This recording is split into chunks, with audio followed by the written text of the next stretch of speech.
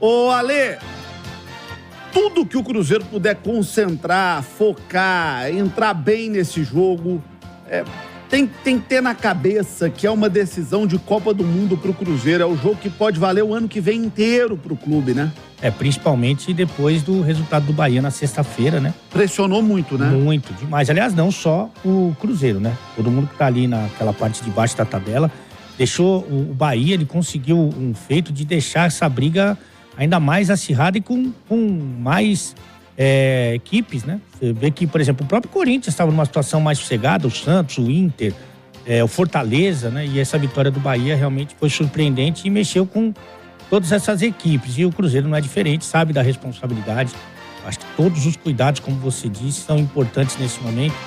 Concentração absoluta antes e durante o jogo, principalmente, sabendo que pode ser decisivo, né, João? É duro o torcedor ouvir isso, mas pode ser decisivo. Principalmente porque, evidentemente que tudo pode acontecer, mas porque o Cruzeiro tem nas 2 últimas rodadas Botafogo e Palmeiras, né? Então, é muito difícil que essas equipes não estejam brigando por algo importante. O Botafogo, por exemplo, pode estar brigando não só pelo título, mas pode estar brigando eventualmente pelo G4, né?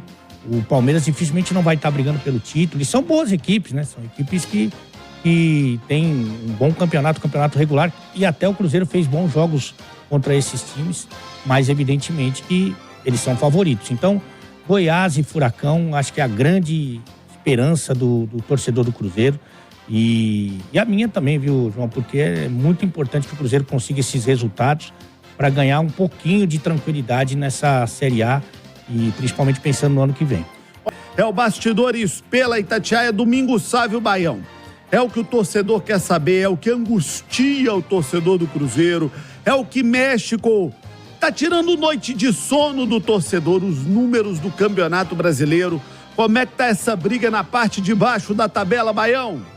Olha, a parte de baixo da tabela tem muita gente ainda com risco de rebaixamento. Nós não podemos descartar de forma alguma as equipes que têm 44 pontos, Fortaleza e Corinthians. Fortaleza um pouco mais tranquilo porque tem 12 vitórias, o Corinthians 10. Por quê? Porque o Cruzeiro, primeiro na zona do rebaixamento, tem 41. São 3 pontos de diferença apenas do Cruzeiro para o Fortaleza, o 11º colocado.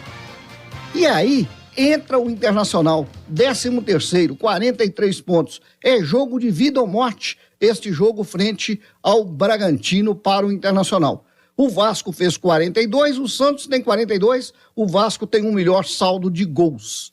Então, o Santos, 15º colocado, tem um jogo complicado com o Botafogo. Se o Santos for derrotado, ou mesmo até com empate, o risco vai continuar. Se derrotado, o risco aumenta e aí passa a depender do resultado do Cruzeiro. Porque o Cruzeiro, se ele empata com o Goiás, ele vai a 42 pontos e sai da zona do rebaixamento. Mas se ele vence, ele vai a 44 pontos, vai a 11 vitórias e o Cruzeiro tem um saldo positivo. Dessa turma de baixo é a única equipe com saldo positivo. Então, o Cruzeiro vai a 11 vitórias com 44 pontos vencendo o jogo.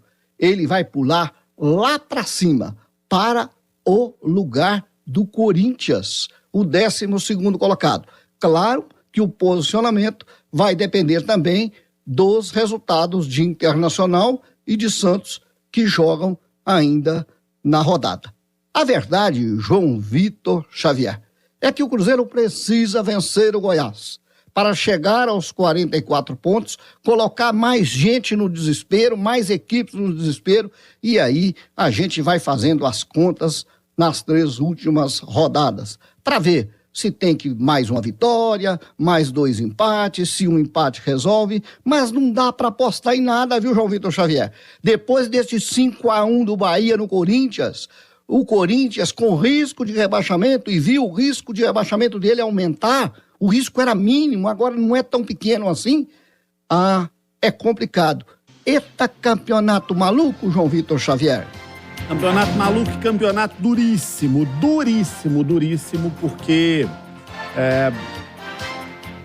achatou, né? A briga em cima tá mais apertada e isso aperta muito a briga de baixo também, né? E aí o segundo turno fica muito mais complicado, né, João? Porque se você já tem algumas situações definidas, os jogos têm um outro caráter, né? Você vê, por exemplo, o Santos que tá brigando ainda contra o rebaixamento. Ganhou do Flamengo, como visitante. Então você tem os adversários que não fazem um bom campeonato jogando mais. Você vê mesmo o próprio Bahia que foi lá e goleou o Corinthians, né? Então é uma reta final muito complicada, principalmente nesses confrontos que são diretos, como hoje, Atlético e Grêmio, e também no confronto em que envolve as duas pontas, né? Time que tá brigando contra o rebaixamento, time que tá brigando pelo título ou pela Libertadores. Então é um campeonato, é o mais emocionante que eu vi, viu, João? Ô, Thiago, em relação à lista de relacionados ao time que vai para Goiás, conta pra gente, fala pra gente como é que tá isso. Ô, João, um abraço pra você. Não, sou. Tô viajando aqui, era Pancieri, eu vou te chamar daqui a pouco. Não, mas eu te falo, ó, vai jogar esse... Não, depois eu falo, então. Não, vou te chamar daqui a pouco, porque eu sei que o trânsito tá caótico aí na Arena MRV. Era pra eu chamar o Emerson Pancieri, eu te chamei. Então eu te joguei no buraco. Só pra ver se ele tá acordado. Desculpa, viu, Thiago Reis? Aí, meu. Desculpa, eu tô ligado, Thiago Reis. Daqui a pouco eu te chamo, Thiago Reis. Não, se mandar eu escalar o Brasil da Copa de 40, eu escalo pra você. Se quiser o Cruzeiro daqui uma semana, eu escalo também, meu filho. O Emerson Pancieri, é com você, Pancieri. Como é que tá a lista de relacionados pro jogo do Cruzeiro? Quem viaja? Quem estará à disposição do Paulo Autuori pro jogo? João, estou muito curioso com essa lista de relacionados para a partida de amanhã, o que vai trazer a comissão técnica do Cruzeiro, especialmente porque o Cruzeiro tem essa baixa do Jussa, jogador que é volante, né, e para por período indeterminado, nem sei se veste mais a camisa do Cruzeiro. O Matheus Vital, pelo jeito, não vai ser problema. O Nicão, vamos aguardar o que vai ser do Nicão para esse duelo contra o Goiás, se vai ser relacionado, como é que está essa questão dele.